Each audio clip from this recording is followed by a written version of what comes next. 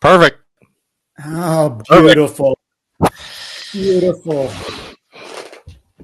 I'm going to turn the volume down because I turned you up a little too high. So for all of our fans, we're starting a second early. So, Ted, our fans can never get enough video of Yeah, these two that's true. bugs. Yeah, that's true. You may want to tone down your microphone hair. Okay, got it. I'm a little loud. I wanted to make certain I. No, it's okay. After all the thing of last night. Yeah. How about now? Is that better? That's better. Yeah. Okay. Because we're so professional, Ted. If the sound isn't just right.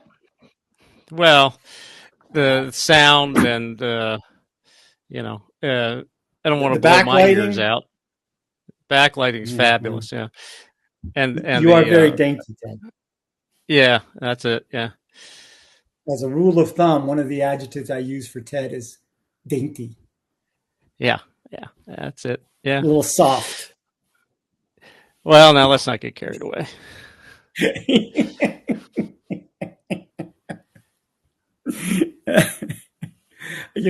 We could wait for the 7:00 start. I'm anxiously waiting for 6:59 to switch to 7 because Ted, Ludvigsons are on time. Well, we're on time. We're early. Yeah, we're right. We're all. Yeah, it's all good. It's the Lombardi time. If you're 15 minutes early, if you're on time. You're 10 minutes late or whatever it was. Yeah, if you're 10 minutes early, you're on time, and if you're 10 minutes on time, you're 10 minutes late, and if you're 10 minutes late, you're left. All right, with that, hey, anything that reckons back to the greatness of Vincent. I'm trying to remember his middle name. Anyway, Vincent Lombardi is a good thing. All right, here we go, Ted. You ready? Yep.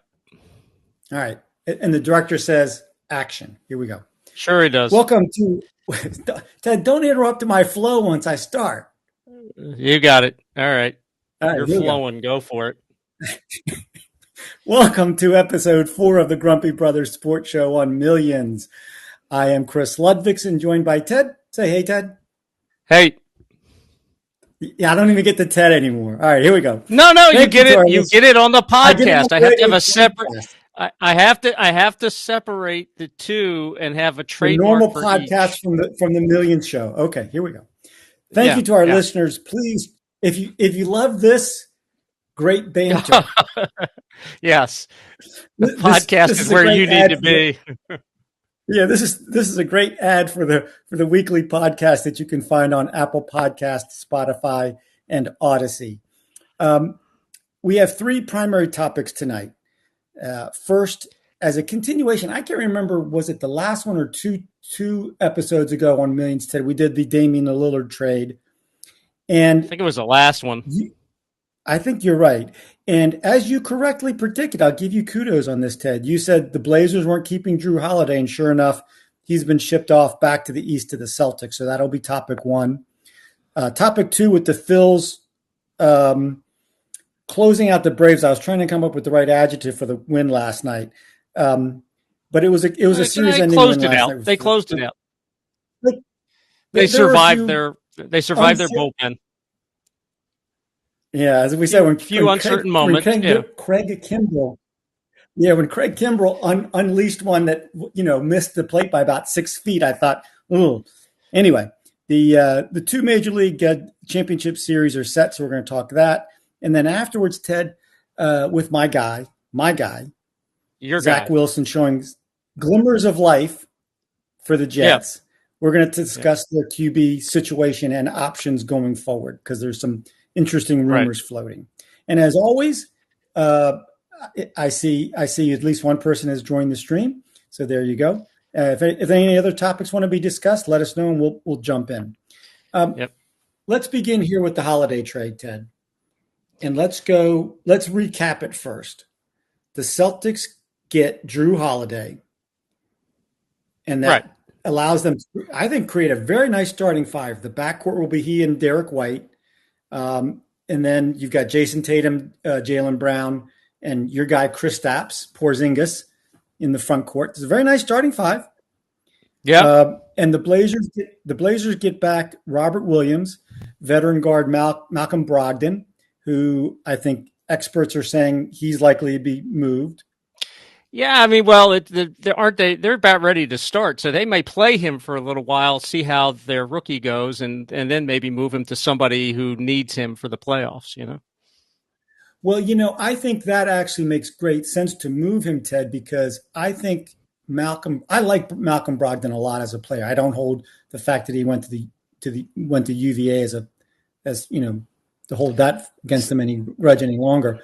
But I think he's perfect in the role that he was playing for the Celtics, which is first guard off the bench on a good team that can Right. play either role, off the ball, on the ball. He Yeah. shoots it well enough. He defends. He passes. He's just a good, solid player. And if he's your first guard off the bench, you're doing pretty good. Yeah, and if somebody gets hurt, on a team that's contending, it's nice. He's probably not going to cost you an arm and a leg in terms of draft picks and all that other stuff. So yeah, I think Yeah, eventually he leaves Portland. yeah. Well, and also because Portland is so flush with young players that they've got to let those guys get 25, 30 minutes a night each because Gotta you let him have to play. figure out if they can play or not. Right. Yeah, you gotta let Right? them play. You can't find out if they can play if they're sitting on the bench. So yeah, you gotta let them Yeah, play. exactly. All right. Now let's get to the crux of the matter, Ted, which is the Celtics. I want to see if you agree with something. While they have now Porzingis, who's what 7'4", right? He's a big, big man. Yeah, anywhere between 7'2" and 7'4", 7'3", He's a whatever. Yeah, big, he's a somewhere in that. big, big He's a man. big, tall guy. Yeah, yeah. Right. Now, I don't think though that they are. I think they are worse defensively and rebounding by moving Robert Williams because I don't think Porzingis is nearly the rim protector and defender that Williams is. No, no, no, no. And he's Not not even gonna. close. He's gonna get his share. He's gonna get his share of rebounds, but he's not. He's not a Every guy that wants to play. He's a big guy that doesn't want to play as a big guy most of the time. and I think while Williams was a viable Right? pick and roll defender, I don't think I think every team comes into Boston and says we're playing pick and roll with whoever Porzingis is covering. Right? Yeah. Sure. Yeah. Yep. Now, the one thing Yeah. this I Um, agree that the Celtics, after trading Smart and letting both Williams go, are a weaker defensive and rebounding team. No question about it. okay. So now, and what's interesting to me about what the Celtics have done in comparison to the Blazers say that they're going to keep Robert Williams, and they use the term pair him with Ayton, Right. which almost sounds like they're gonna have him on the court at the same time. Well, they may try it out, see how it goes. Yeah. I remember the very first time that I remember a three guard lineup being played was by our Maryland Terps and the infamous Lefty Drizel, Right. and Yeah. he did it with McMillan and Elmore. So two big guys, and then three guards. Now it's become one Yeah, big but guy but and three. yeah, but Elmore, or not Elmore, McMillan liked to go out to the corner and shoot jumpers, and he was Well, he not. was He six was eleven, more. Ted. Yeah, but he was more like in the defensive mode of Porzingis than Robert I Williams. get that. I get that. But for college, that was two big guys. My point is, Yeah. Right. Oh, of course. Yeah. NBA, Yeah. Yeah. okay, NBA has become more about perimeter and more about small guys. Okay. Do you agree? I mean, you might not like Yeah. it, but Yeah. do you agree? No, I agree that they're generally trying to play positionless, and everybody gets to jack up threes, even though they have no business jacking up threes. Sure, I agree with that. What do they call it? The four out offense. One guy down in the middle and four Whatever. outside. Um, so, but what's interesting to me is who's the NBA champs, Ted? Denver. That would be the Denver Nuggets. Right. Right. And they've got a big guy, right? Pretty good big guy. They do. They have a big guy The who can Blazers play don't. everywhere. Right. But my point here is I think it's interesting that the Blazers are purposely keeping two big guys in Ayton and Williams that are both sort of prototypical current basketball big guys in that they're athletic enough to play. Yeah. They're more athletic than centers from 20, 30 years ago or from Oh, my sure. era. Of course. Yeah, of course. So they're saying we're in the West, we've got to play against it. If we're ever going to contend to be a really good team, we've got to deal with Joker for the next 8 to 10 years. So we want big guys that can. So we need a little length. Of course, yeah. You always need some size, yeah. Okay. Now, let's come to the big issue, which is the East. And as long as Philly has Embiid, they're going to be good. Everybody knows how much I love the Miami trio, Spo and Jimmy Butler and Bam. I love those guys. I like what Cleveland is doing, building their team. But I think with this move, the East is likely to be a battle between the Celtics and the Bucks. Do we agree? I guess Philly could get in it if everything sort of broke their way and Nick Nurse maybe changed and maybe they make a trade. Maybe they come up with Malcolm Brogdon. Who knows? My question about the Celtics, or my thing about the Celtics was because they also let Grant Williams go away. Yes. And I don't think he's the greatest player ever, but he did supply rebounding and some toughness and, inside play. Marcus Smart goes away. They trade him away. And there's a lot of defense and rebounding and all those other things. They're going to be better on offense. I mean, I don't think that once they work it out, they'll be better on offense. And they draft the kid out of Arkansas, Walsh, who's 6'7", and even in college, they said, he covers everybody. He can cover anybody. So he's going to supply some defense and some rebounding. Is it enough, they're going to have to come together, which they have, 50 or 60 games to do that. And, then I look at the Bucks and I go, well, they have Giannis and they have Lillard. And is anybody else going to get a shot at the ball?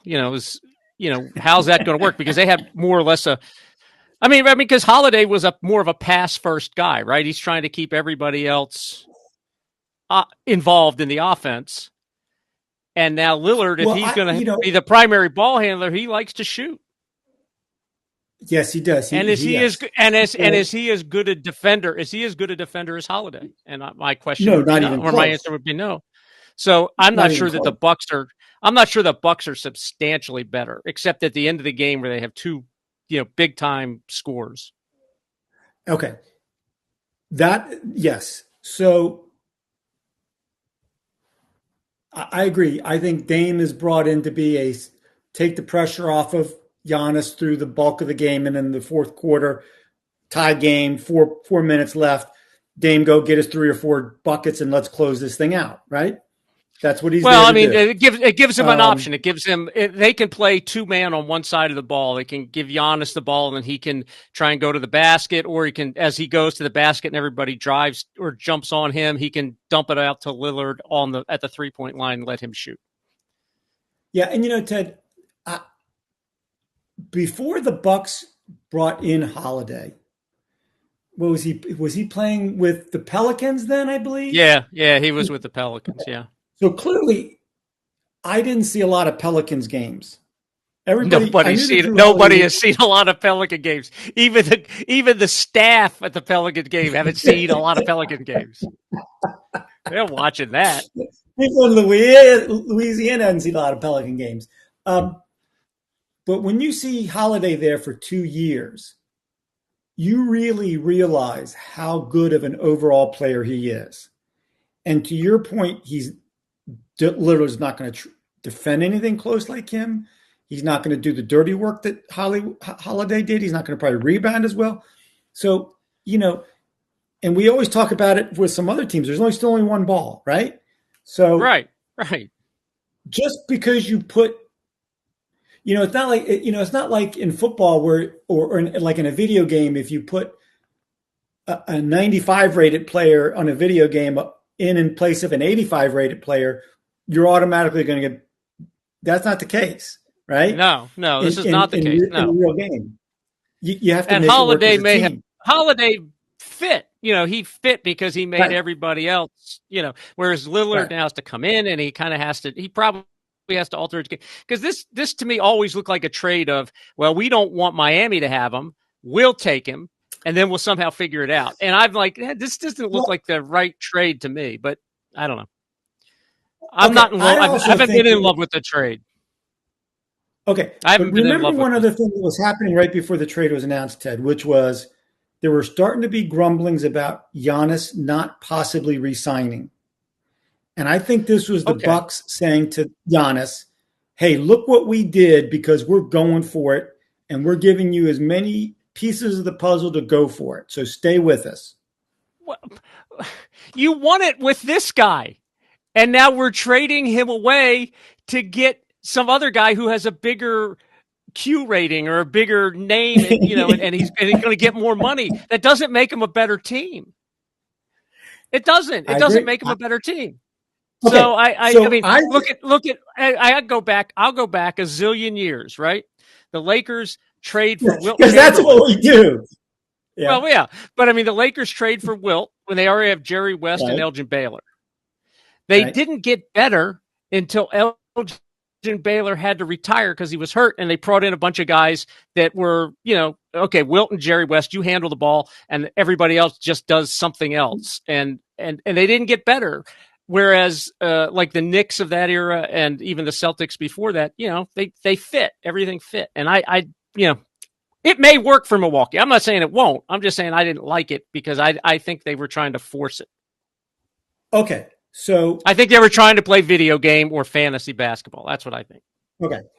So let's just assume for the moment that everybody's expectations come to be the case, and it's a Bucks Celtics finals, and everybody's healthy. In the East, Bucks Celtics in the East, right? Yeah, Bucks Celtics Eastern final, right? And everybody's healthy. Right now, who would you pick between those two teams? I'm taking the Celtics every day. Okay. Because I think they can throw this kid. I think they can throw this kid Walsh at Giannis. He's not going to stop him, but he's going to make his life uncomfortable. He's 6'7" and he can move. He's got size and he's not afraid. You watched him in college. He's not afraid of anything. So I think that they can make Giannis's life uncomfortable. And Lillard's, if you take Giannis a little bit out, Lillard's not scoring 45 every night, So that's just what I see right now. Who knows? All right. So here's my question. I have two. I'm going in the other direction. We talked a little while ago about size. Yeah. The Bucks, Giannis is darn near 7 foot himself. Yeah. Lopez is still a very competent, true big man. Bobby Portis is a nice player off the bench. I like the fact, and even Middleton's got length to him. If he can stay healthy again, and they need him to stay healthy, they need him to shoot the ball. Right. So I like the length and the size of the Bucks. Here's the other thing that there's two things about the Celtics that I will question until they win one. Well, right now, the one issue is with Smart gone and the other Williams gone and a couple of the other moves they've made. Ted, now you bring up this rookie who might be very good, but the other bench players for the Celtics are 7-year-old Al Horford, Peyton Pritchard, Sam Hauser, and Luke Cornett. I agree. It's not as don't love it, but the Bucks have a rookie head coach too. So I mean, I look at it like this. I think. Go ahead. I'm sorry. Go ahead. There's one other thing about the Celtics that I will question until the confetti comes down on their heads. Jason Tatum is the most talented player on the team. Right. And everybody says he's a top 10, if not top 5 player in the league. I don't think he's quite top 5, but somewhere in the top 10. Okay, if we're going to make Michael Jordan as the measuring stick of 2 minutes left, give me the ball and get out of my way guy, right? Yeah, and I'm going to go win it. He's the alpha male. He's top. He's 11 on a scale of 10, right? Right. Where do you put Jason Tatum on that scale? Oh, now he's 5, whatever. But this is to me. But to me, Drew Holiday is going to be whispering in his ear all year long. Big guy, you're the guy. You're the guy, and he's going to give him the ball because Tatum is not going to have to go find the ball. It's going to show up in his hands where he wants it, when he wants it. That's okay. I think that'll happen. All right, and I'm writing it down. If it doesn't, yeah, okay. I'm writing it down, Ted. Okay. 10-13, Friday the 13th, Ted. Yep. So you know the Eastern Final now is going to be the Heat and the Cavaliers. Yeah, probably. It's not going to be these two teams. No, they got no chance. But anyway, on October 13th, Friday, October 13th, Ted has the Celtics, and I have the Bucks. There we go. If I was good at sound effects, I'd do a mini Valhalla room right now, Ted. But yeah, well, if you knew how to, yeah. Anyway, I don't even want to try. I don't want to belittle the beauty of the Valhalla room by trying to do it on my own. Yeah, that's true. Yeah, you don't want to do that. That's right. Yeah. I don't want to bring down that is a thing unto itself. Okay, let's move on to baseball. And the 2 championship series are set with the Astros and the Rangers in the American League and the Phillies and the Diamondbacks in the National League. Let's start with the National League, Ted. Yeah. Because I think if you made 100 people outside of Philly and Arizona pick who they make a prediction on the series, I think 95 of them would pick the Phillies. Sure. They've seen them. They went to the World Series last year. They know the players, right? Okay, but also the Phillies have been so good down the stretch and have been so dominant in their first 2 series. But I say that Diamondbacks are 5-0. Well, that's pretty good. Yeah. So anyway, they seem to be built. Give me your thoughts on the series, wherever you want to start and wherever you want to end. Go ahead. Well, I just think that the Phillies are built. They're not built for the regular season. They're built to get to the playoffs, and then when they get there, that's when they're supposed to. That's when these guys make their real money. Because they're just. I'm not sure that they're that interested in winning the East because it doesn't matter to them. They just want to get in. Okay, before you go any further, that whole thing of built for the playoffs, built for the regular season is. I've always heard that. And I'm hearing that a lot, particularly in baseball. And you hear it a little bit in basketball also. Do you think it is roster construction or the mentality of the players? Well, both. If you have a lot of veteran guys like the Phillies do, they've been through the regular season. They just know, hey, look, if we get to 90 some odd wins, we get in, and then it really starts. Whereas Arizona or a lot of younger teams, these guys, the Orioles, for example, they're really excited about winning 100 games, and they get to the postseason and they get a bye, and they're like, and then they kind of, they ran out of gas or got cold or whatever happened, So I just think that it's both. I think it's roster, and then it's kind of the mentality of the players. Let's just get in, and then we'll worry about it after that. Okay, go on now. Tell me who, give me your thoughts on the series and who you think's going to win and all that kind of good stuff and why, and put on TV analyst hat or football or baseball analyst hat. I think that first off, the Phillies have an enormous home field advantage. That the people are losing their minds on a regular basis. With everything reasonably good that happens with that team. So that's a big deal. And baseball, because baseball crowds usually aren't they're loud. They can be loud, but there's usually a reason. Philadelphia, in the crowd specific so spots. far, right?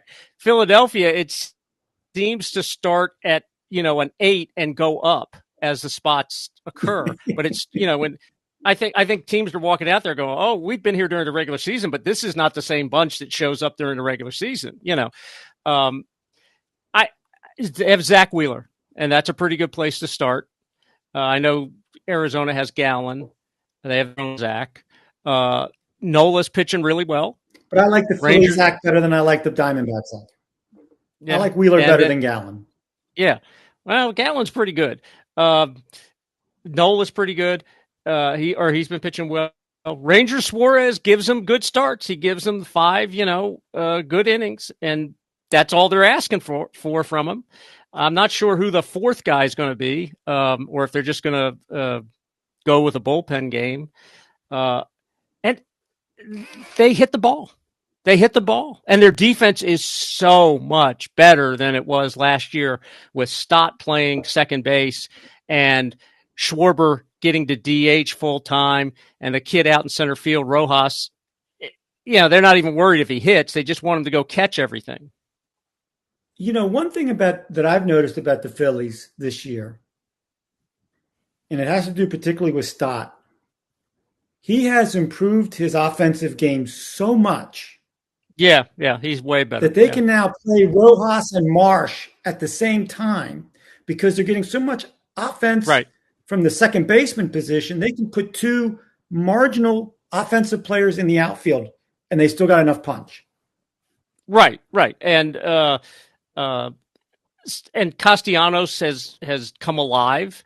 Harper has played, defensively. Harper is not. I mean, for somebody who has played first base for a relatively short period of time, he's playing it reasonably well. He's not great. He's not winning a Gold Glove over there, but he's reasonably good. He's not Mark Teixeira. No, not yet, but he's reasonably good because he used to catch. He knows how to dig balls out of the ground, and because he's at first base with a bad elbow, he can't throw it all over the lot like he did from right field. Well, yeah, good point. Ted, one thing that I have noticed in the playoffs, and for some reason I never noticed it when he was in the Nationals, Trey Turner is a little loose at shortstop. At times, yeah, he can get a little loose, but then he makes up for it with some good plays and with his bat, so every now and again, yeah, he seems to lose focus for a play, but generally he makes it up somewhere else. See, the interesting thing now would be, now that I've watched Trey play for a season, would the Phillies actually be better with Stott at short and Trey at second? Well, that's not going to happen because they're paying Trey $300 million at Stott's in his second year. I understand. Zero chance of that happening. No, I understand where you're going with that. Yeah. Do you think I'm wrong? No, I don't think you're necessarily wrong. I think it's reasonably close because Stott is a shortstop by trade who has moved over, and I think Bohm plays. He's sort of settled in. He's playing pretty well over at third. So I think they have the Achilles heel has been for the Phillies has been for the last 5 years is their bullpen. It's better, but it's not the 98 Yankees bullpen where they just ran. I can't remember. It was Stanton and who the right-handed guy was that came out. Oh, Jeff Nelson. Yeah, it was Stanton, Nelson, and Mariano Rivera. Lights out. It's over. Say goodnight. After the 6th inning. Yeah, it's over. After the 6th inning, if the Yankees have a 2-run lead, forget it. Everybody can go home. It was done. We were talking about this before we came on the air, and I was trading texts last night with Robbie, who was very happy after Castellanos hits his second home run.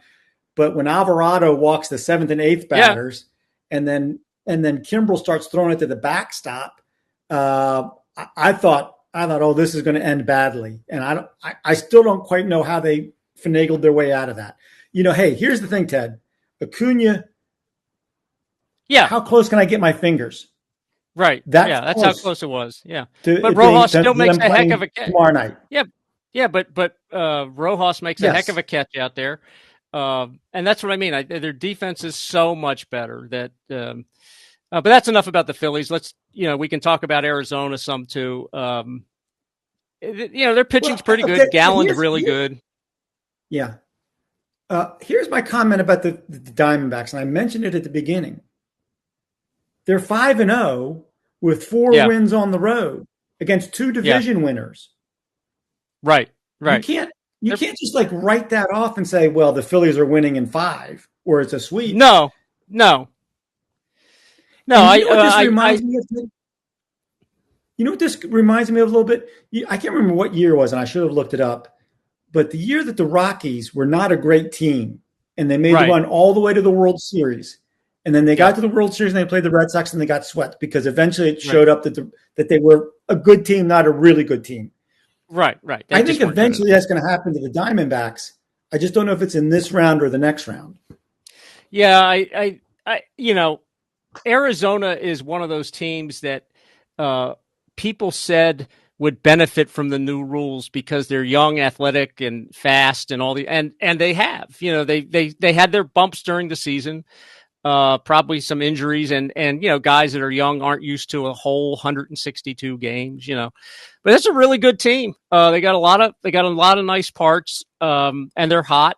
So I think they can go. I think this could be 6 games.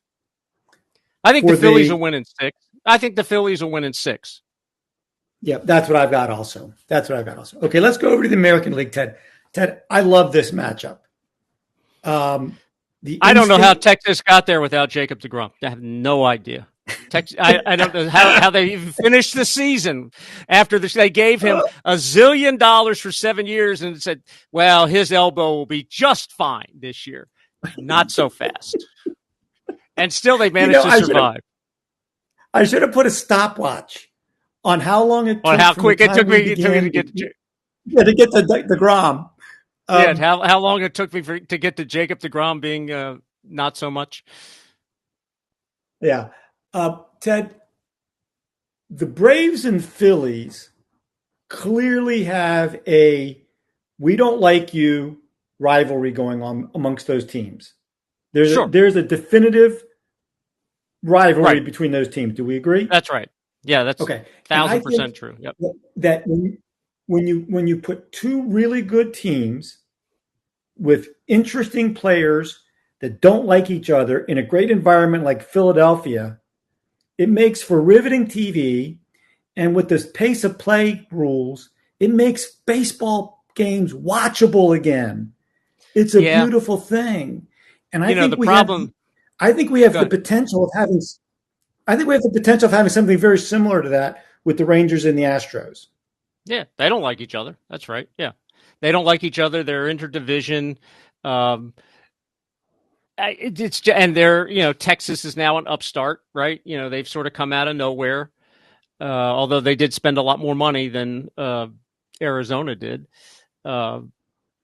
And some of that money didn't go over particularly well, aside from deGrom. Scherzer really didn't do much for him, although they say he might be coming back. Okay. He hadn't played. He hasn't pitched in a month and a half. Let's go there for a second, Ted. Let's go for this. I saw a news report today that Max says, "Oh, I'm ready. I'm going." Now, I don't know if he expects to get the ball in game 1. I doubt that he would expect that. But let's just say he talks Bochy into putting him on the roster. Yeah. If you're Bochy, do you use him at all? Third Other than or fourth you get behind 10-1 and you need someone to mop up. Huh? Well, that would be a good spot. Yeah, if you got way behind in a game and you just say, "Hey, Max, look, I just want you to go out and throw an inning just to knock the rust off." Yeah, that'd be great. Or you get way ahead or way behind. Yeah. But if that doesn't happen and it's 2-1, and they need a starter, they might run him out in the 4th game. Now, here's the only way that I could see using him if I was Bochy. Let's say, to your point, so the first 4 starters are clearly going to be some combination of Montgomery, Eovaldi, and Sonny Gray, who've all pitched very well for them. Right. Those are the first 3 games, right? Okay. Eovaldi, I've said all along how much I love that guy's stuff. It's electric.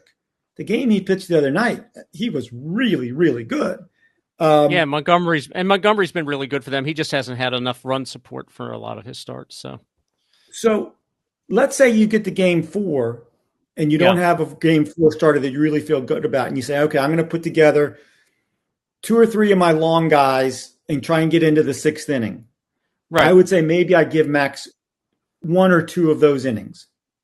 I think because he is a starter by nature, and starters and they all have their routines, and he might start the game and you just go, well, we're going to try get 2, and if he can give us 3, great. The only problem with that, Ted, is I would want, in a perfect world, I would want Max starting his first inning off against like Chase McCormick instead of Jose Altuve. Well, I'd want you're in the Martin Maldonado and whoever else is hitting in that bottom. So that's why I'd put him as the second guy in that.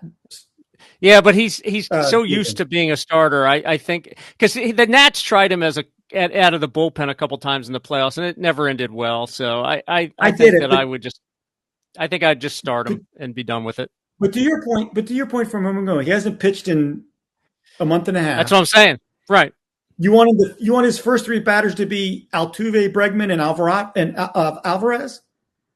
He's supposed to be going to the Hall of Fame. Some point you got to do it, man.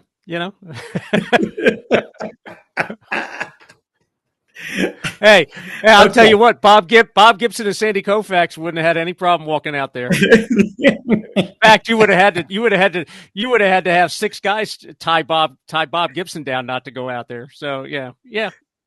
I look. Right. If Max gets himself on the roster, he's starting a game. If they need a starter at some point, he's starting the game. He's not even if it's only a 2-inning shot and then it's a bullpen right. game.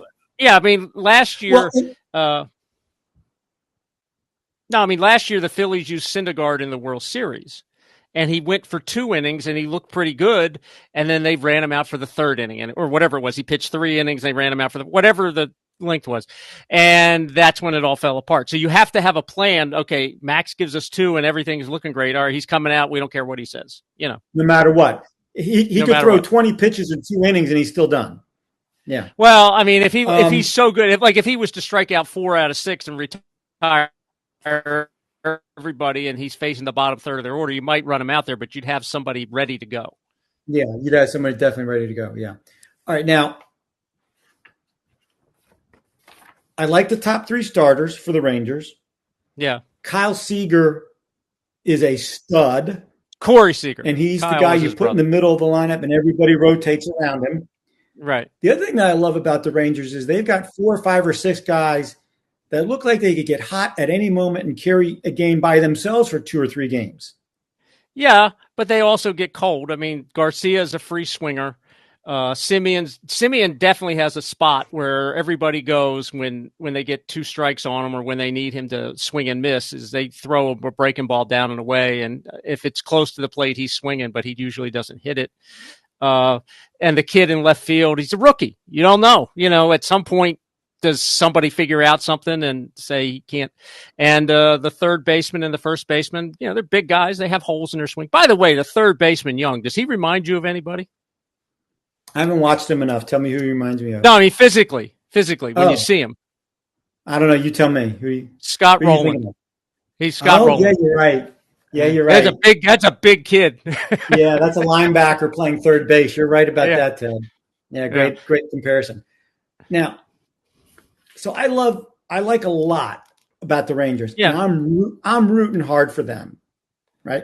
And again, Ted, my secret weapon for them is Bruce Bochy and his 12 consecutive playoff wins. Right. Okay. All of that said, who are you picking? Because I know who I'm picking. I'm picking the Astros. Until somebody drives the nail into the coffin, you pick the Astros. Because they're going to walk out the first game and they're going to throw Verlander. And if you don't get him early, he's going to give him 6 where he lets up a run or nothing. And then their bullpen is more consistent than Texas. There's no question. It's more consistent. And Valdez, Framber Valdez has always been pretty good. Ted, I always say that Valdez I don't like. Go ahead. No, I was going to say Framber Valdez has a lot of good games in the playoffs, and the other kid, Christian, is it Vasquez as well? Javier Javier. I'm sorry, Javier. Again, he gives them 5, 6 almost every time that are really good. And at the end, you look up and you're down 2-1 or 3-0, As much as I say that I think Montgomery, Eovaldi, and Gray have pitched very well for the Rangers, I still like the trio of Verlander, Valdez, and Javier better. Well, they've done it. They've been there. They've done it. You see it. Just you can't. Yeah. Ted, you said it earlier, and that's the exact same thing that I have in my notes. To me, the Astros and the Chiefs are the two best examples in sports right now of until you beat them, right. I'm going to keep picking them. It was like Tampa Bay in hockey last year. Until somebody knocked them off, you just kept saying Tampa Bay, Tampa Bay, Tampa Bay. Right. And that's the thing. Until somebody beats them, you got to go with them. And Ted, so I like their pitching staff. I never say I like Presley as a starter, but as a closer. But all I see him doing is being interviewed after the game after another big save. Yeah, it's not always pretty. It's not Mariano Rivera pretty, but it does get done. Yeah. And then Ted, you put our guy Alvarez in his Superman playoff mode, and Altuve and Bregman and Tucker, and then as much as I love Bochy, Dusty pulling the strings is right there with him. He's not quite as accomplished because he only has one instead of 3, but he's shown that he knows what he's doing sitting on the bench also. So I think this could go 7. Yes. Do you agree? Yeah, I think it could. Yeah, I think it could go 7. But I'm picking the Astros in 6. Okay. I think it could. Astros. Okay. But, the other thing is this Jose Abreu, who they picked up in the offseason, kind of struggled most of the year. Now, all of a sudden, his bat has come alive. He's on fire. But part of that is because they don't want to pitch to Alvarez. Well, and it's like someone tapped him on the shoulders and said, "Hey, big guy here in Houston, this is what we do in the playoffs." Yeah, He's like, "Oh, okay, yeah, let me keep doing that again." Okay. We lived with what you were doing during the regular season, but now you got to earn your money, And by the way, when I compared Young to Scott Rowland, and I know we talked about it a little bit on the podcast, and I didn't say who did people say Alvarez reminds them of? Who did you? Well, I said he's becoming the next David Ortiz, but the guy that they compared him to was somebody else. Well, I'm gonna go completely. I'm gonna go completely old, which not a hard thing for me to do. Willie McCovey. That's exactly the name that was going through my mind. Yeah. I mean, except he's a little more mobile. Willie didn't play the outfield very well when he tried, and so they moved him into first base. I mean, they traded away Orlando Cepeda to keep him. Every time I see Alvarez at the plate, I'm thinking, if I were pitching, I'd have a helmet on with a face mask. I'd want the thing. I want the thing that they use for batting practice. The big with the whole big net. I'm okay with that. I'm throwing it and I'm diving. I'm diving straight down. Yeah. How about 2 of those? Well, you got to be able to get the ball, so you have to be able to throw the ball and duck. And I'm going to tell you right now. I'm going to tell you right now. If I'm pitching and they remember the slow pitch soft pitch? Yeah. Remember the slow pitch soft ball ran straight backwards? Well, that's another option, except you might slip on the mound. But if they won't give me the net in front of it, I'm rolling the ball 4 times. Here, hit that out. Hit that hard. There's bases are loaded. Get your croquet mallet out. Bases are loaded. It's high game. I don't care. He can't hit a grand slam if I'm rolling it to him. We're bowling for dollars. All right, so Ted, we are both on a World Series rematch of last year. Phils. Yeah, I think that's where they're headed, and I think Fox has to like that, because I think the idea of Arizona, and Texas being in the World Series scares them to death, So I think they want Philadelphia and Houston, because those are 2 big cities. We talked about this. We talked about this, but that Ted, if they get Texas, they get the Dallas. Yeah, that's true. So, yeah, that's true. I get it. But I agree with you. Astros Phillies rematch is a is a good TV draw for Fox. Agreed. And okay, real quick, before you mentioned something about the time of game, and the Phillies game last night was 3 hours and 8 minutes, but you have to, you can't. I don't know how else they can do it, but part of it is there's like 4 minutes of commercials between every half inning. Yeah. So the TV is dragging it down. The pace of play is fine. It's the TV that's really killing it. Yeah. Those rule changes have been gold for Major League Baseball. Yes. They're gold, Jerry. They're gold. Okay, let's go to the JETS Jets. Oh, okay. We have to. Okay. So, well, no, I mean, this is the big close, Ted. Yeah, build it up. Okay. It up. Well, I saw something. Your buddy Aaron, or not so much Aaron, but did you see that Pat McAfee is paying him and Lou Saban to be on his show, and people are all, and McAfee's mad at the reporter for reporting it. That's his job. What are you talking about? It's his job. The fact, I think it makes McAfee look bad. I think he feels it makes him look bad because he doesn't. It projects that he's really not their friends, like people might have thought that they come on, and he's not really in the know as much as people want him to be, and all that kind of stuff. But at the end of the day, if they come on the show and they talk and everything, and he gets the ratings, it really doesn't matter. But yeah, that's a lot of money. What's he paying him, like $5 million, between $5 million for the two of them combined or something like that, because it's seven figures. I just know it was 7 figures. I thought Rodgers was getting $1 million. Oh, okay. Well, maybe it's only a couple million. Okay. I don't know who's paying it, but I don't think it's Pat. But anyway, it's still a lot of money. Yeah. Okay, let's go to the Jets, Ted. Yeah. Okay. So the first couple games after Rodgers first was injured looked bleak. Yeah. Right. Now, the second game, the first game immediately after the injury was on the road, short week against the Cowboys. Right. And I don't think anybody thought, oh, gosh, this is the end of the world after losing that game. No. That was almost to be expected. It didn't look good. That's all. Yeah. No, it didn't. Okay. In retrospect, the game that I think, and even at the time got people upset, and now I think it even looks worse, was the 15-10 loss to the Patriots.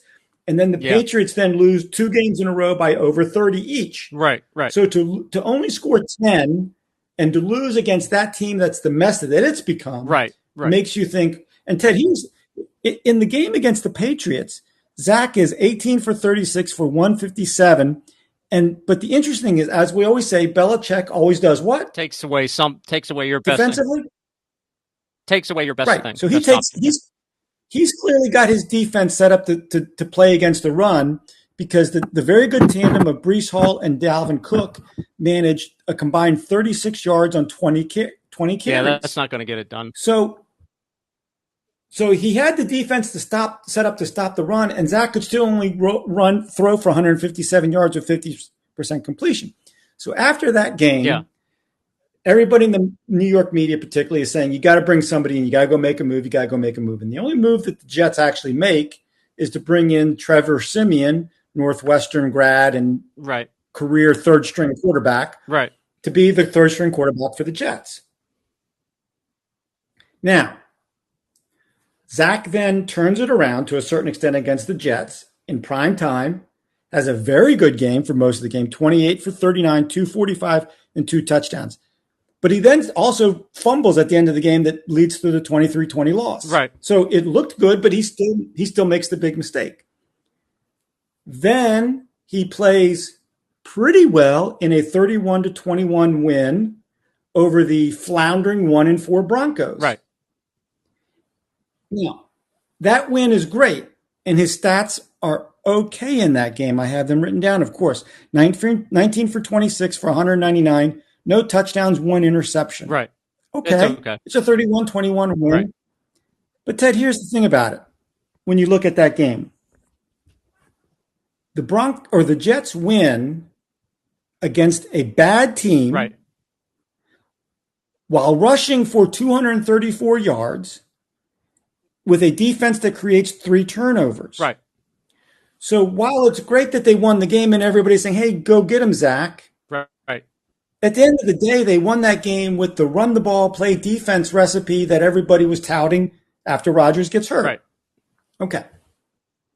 So the name that's getting tossed around that I see at least the most, and the one that I think makes even a little bit of sense is Kirk Cousins. Right. Yeah. Kirk is on the last year of his contract. I don't think the Vikings are planning on re-signing him. No. So if they get anything and now with Jefferson out and only one win, right, this season seems to be spiraling straight downhill for the Vikings. So everything is setting up that in theory, the Vikings could move Cousins. Right.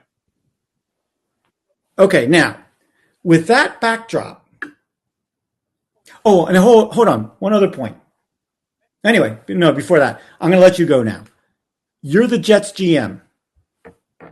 Are you making a move? And if you go, absolutely not. Nope. Okay, tell me why. Well, first of all, you're bringing in Cousins, who, if Cousins is your guy, if that's the move we're talking about, trying to get Cousins, he's going to have to learn the offense, which means it's going to be diminished in some capacity in the sense of what you can and can't do and audibles and all that. Well, you're already doing that with Zach Wilson. I mean, he's not running the full offense apparently. No. Now they have. And see, here's the thing. Hold on, let's back up a second, Ted, because one thing's really important. Aaron Rodgers, as a quarterback, does not like pre-snap motion. Oh, okay. He thinks he can read the defense the best when everybody's stationary. Yeah, makes some sense. Yeah. But Ted, every other quarterback I remember, like for all of his career, I remember Brady. Every time he needed to throw the ball, he would look over at one of his receivers and he just give him the signal like, go back and forth for me just to see if someone follows you and I can tell what kind of coverage they're playing. Yeah. So for everybody else in the league, motion seems to tell them what coverage the team is playing. But Aaron, of course, is Aaron, and he knows the world as it is, and he can figure it all just by putting out his thoughts. Well, there's cosmic things in there. Yeah. Look, I wouldn't make the trade because I don't think what are they 2-3? Yes. Okay. Without seeing their schedule. But, Buffalo and Miami are the two big dogs in that division. Do I think Kirk Cousins can win games against those two teams in a somewhat, even if he learns the whole offense? No, I don't think that's likely to happen in normal circumstances. And if you can't beat those teams, you're probably not getting in anyway.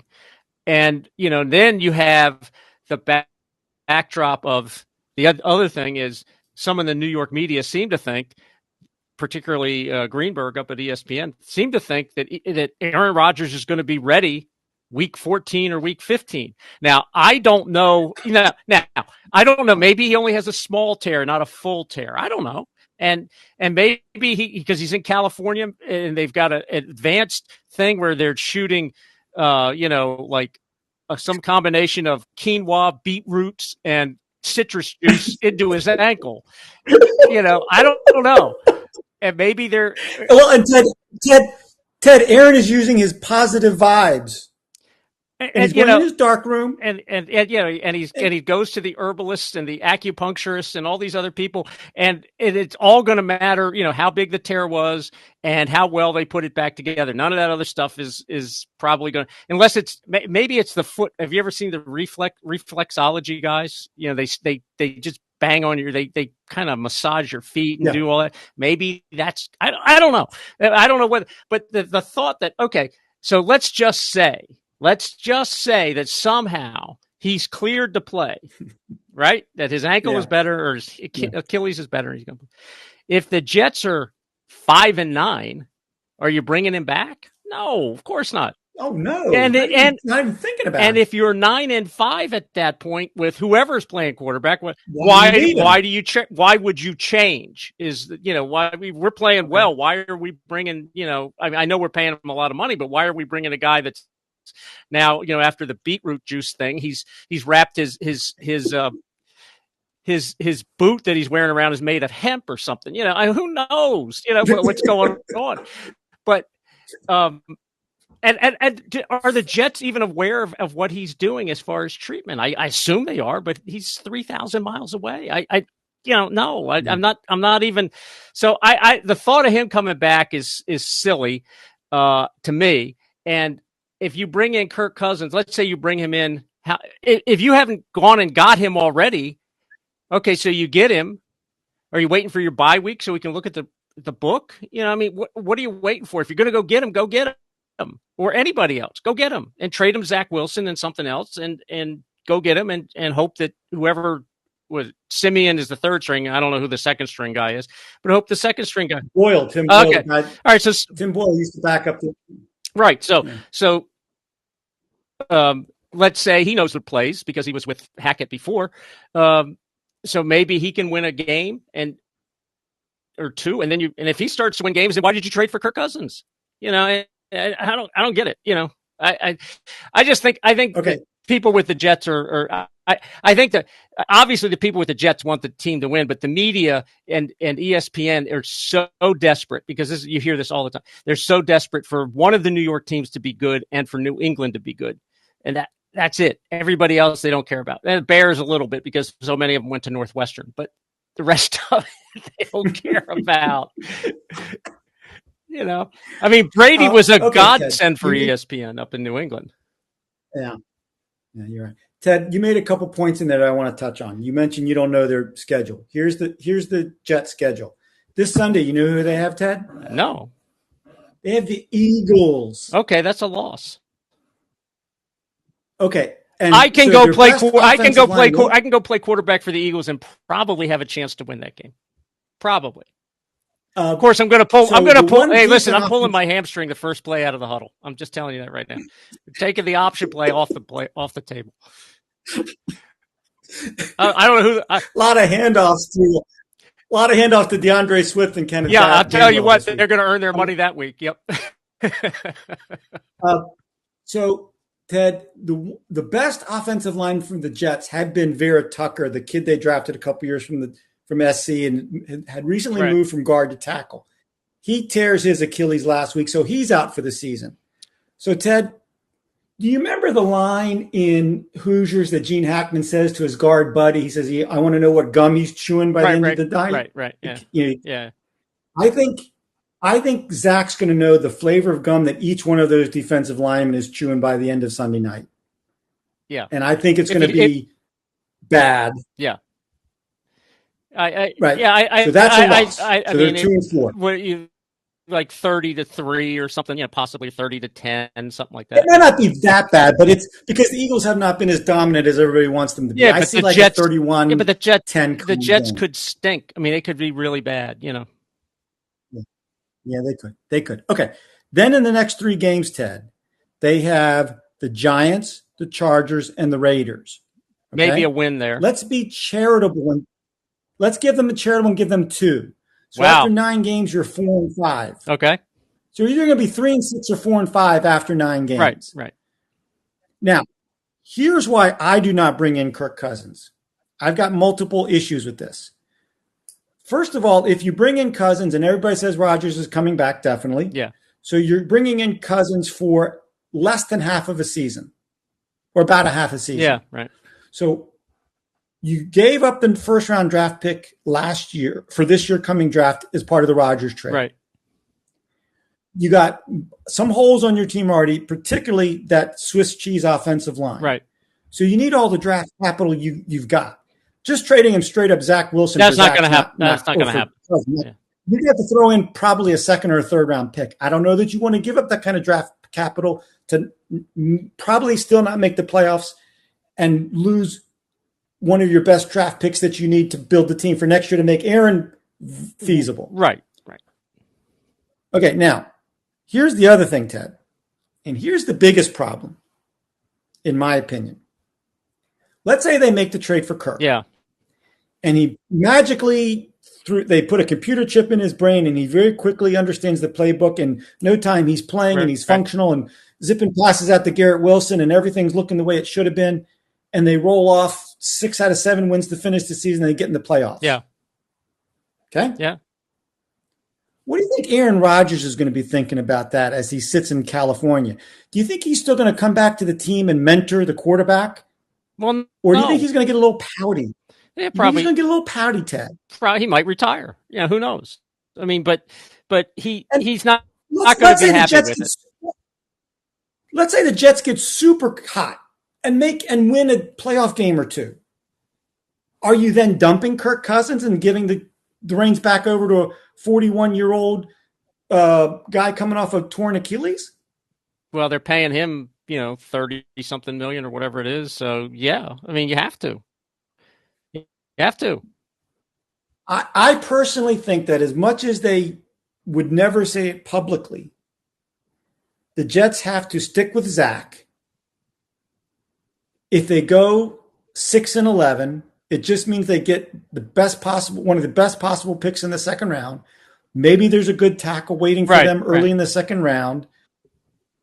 They get a plug and play starter. Aaron comes back. Elijah Vera Tucker comes back. They've got a viable offensive line. They've still got their weaponry. Zach goes back to the backup role, and everybody's happy. They might. And they would probably just cut him, or his rookie contract would probably have expired by then. But he would regardless. Not be. Yeah, he's not going to be with the team if that happens. Yeah.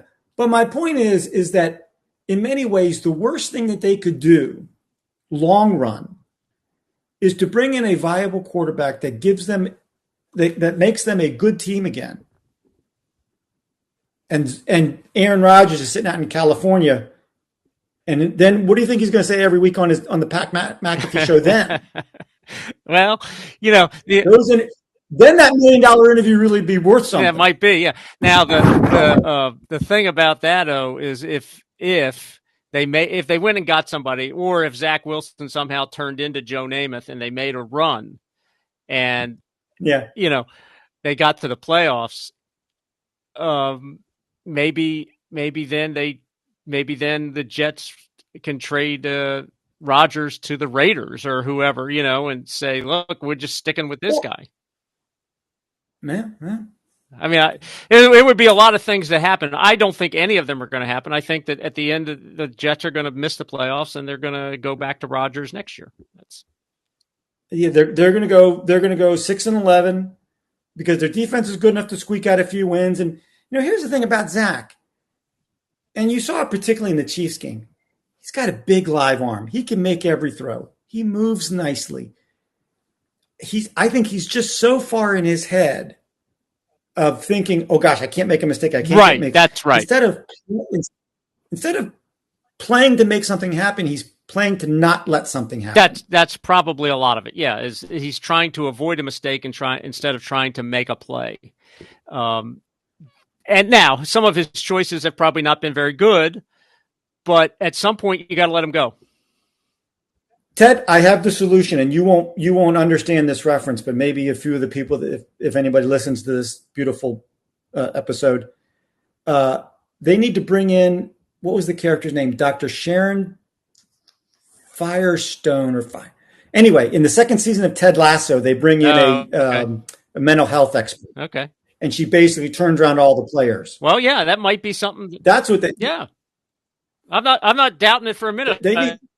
I think they could go into and try and clear out some of the cobwebs that are rolling around in Zach Wilson's head about making mistakes. He's got a lot of scar tissue. He's got a lot of scar tissue in there, and some of it's earned, and some of it is just playing in New York. It's playing in New York. Yeah, right. And he made some off the field decisions early in his career where he was kind of big, big time in certain things and everything, and thinking he was the next big thing, and then it all crashed to earth, and they love to tear you down. So it's just he probably at minimum he probably needs to go someplace else. And the funny thing about it is, I've talked about how I'm not a huge fan anymore of the Hard Knocks show, but one thing that did come out of Hard Knocks is he's not a bad guy. No, he's actually a pretty likable guy. So you want to root for him. You want him to do well. But I think at the end of the day, I think there's too much is under the bridge. There's too much going on in his head. And this would have been a perfect season for him to just sit and let everything wash away and then come back and play again in not next year, but maybe even the year after that. That would have been the perfect world, but it didn't happen. I think if he goes somewhere else whether he chooses to go or they let him go. He should go to, if he has any choice in it, he should go to a team that has an offensive-minded coach who's just going to wrap him up and say, like he could go to the Rams. He could go to the Rams if Stafford's going to play for another year or two, and McVay can say, hey, listen, this is how you do it. Just watch this guy, and And I believe in you. Yeah, and you're right, good, right, and you right, can do it. Right, yeah. He needs the same thing that Tua got with Mike McDaniel. McDaniel. Yeah, exactly. Right. Yeah. Problem solved. There we go. Ted, if all of the owners in the NFL would just listen to this show. Yeah, they'd probably all be just perfect. Yeah, everything would be just great. Yeah. I mean, because you look at a situation like Washington has this year with Hal. Apparently, people, I don't listen. I don't hear it because I don't live that close to it anymore. But there's a lot of people, they've lost a couple games and they're like, well, you got to get rid of him. You got to put the Jacoby Brissett. No, he's not he had a terrible game against Buffalo. Awful.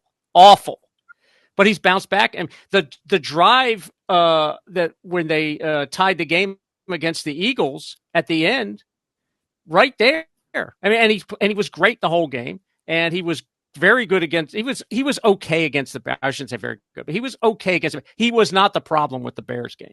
There was something else with that, but yeah, they weren't ready to play that. Yeah, night. As much as I like Ron, I really like Ron Rivera as a man, and I think he did a very good job helping to turn the culture, even while Daniel Snyder was still in there, and make them as close to being a professional franchise as possible. Yeah. But I think unless he somehow magically turns around, I think Ron's out. Yeah, his contract's up, and I think Josh. A lot of people think that he's going to get fired at the bye week. I don't think so. I think Harris, unless it all goes apart very quickly, I think Harris is patient enough. He's going to watch it for the season. He's got a lot of goodwill, so he can watch it for the season, and then he's going to just make Bieniemy the head coach and go on from there. If I was Josh Harris, I'd be looking really hard at the offensive coordinator for the Lions. No, it's going to be Bieniemy. They brought him in specifically, to. Yeah, he's associate head coach. That's part of his title. Yeah, I guess you're right. You can't bring an offensive coach in on top of him, can you? No, it would be Bieniemy for continuity's sake. Now they would have to bring in an offensive. They would have to get another offensive coordinator, but it would be Bieniemy's choice. It wouldn't be, they wouldn't bring in a different guy, right. Unless the offense was completely tanked, and then then you say, well, maybe it's not him, but yeah. All right. I think we hit those three topics very well, Ted. We're at 8:05, 8:06 now, so we're just over an hour. So I think it's time to wrap it up. Yep. I thought it was a good discussion. Thank you to our fans for listening. If you enjoyed this show on Millions, please check out our weekly podcast and follow us on all of our social media platforms. We are multi-streaming, Ted, as we speak on our YouTube channel and on Facebook. We're breaking the internet.